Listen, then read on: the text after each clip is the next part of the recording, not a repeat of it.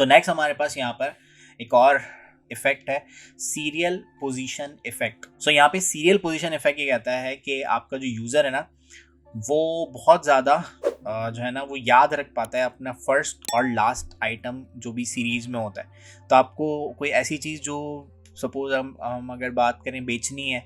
तो वो आप फर्स्ट और लास्ट वाले में ही जो है ना वो उस चीज़ को रख सकते हो कि यूज़र की पहली नज़र फर्स्ट और आखिरी नज़र जो है वो लास्ट आइटम पे ज़रूर पड़ती है। बीच वालों को हो सकता है ये वाला आइटम वो छोड़ दे या ये वाला आइटम वो छोड़ दे, लेकिन फर्स्ट और लास्ट ऐसे आइटम्स होते हैं जिनको वो देखता ज़रूर है। तो इसकी एग्जांपल्स आप ऐसे देखो कि फर्स्ट आइटम में आपको यहाँ पर अगर आप देखते हो तो आपको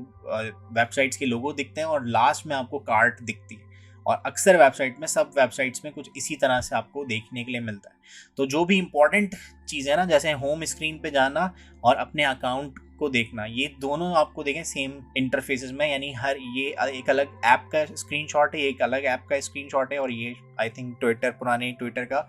स्क्रीनशॉट है। तो उसमें आपको होम और मी अकाउंट वाले एक साथ ही मिलते हैं। बीच की चीज़ें देखें चेंज हो रही होंगी, लेकिन हमें हमेशा पता होता है कि भाई हमें अपनी प्रोफाइल देखनी है या अपनी प्रोफाइल को चेंज करना है या उस अपनी प्रोफाइल पे जाना है, तो आप ये लास्ट वाले पे आते हो, और होम पे जाना होता है तो फर्स्ट वाले पे आते हो। तो इस तरह से जो सीरियल पोजीशन इफेक्ट है वो आपको बताता है कि आपका यूज़र को पता होता है कि फर्स्ट पे और लास्ट पे क्या है, तो आपको वो चीज़ नहीं छेड़नी है,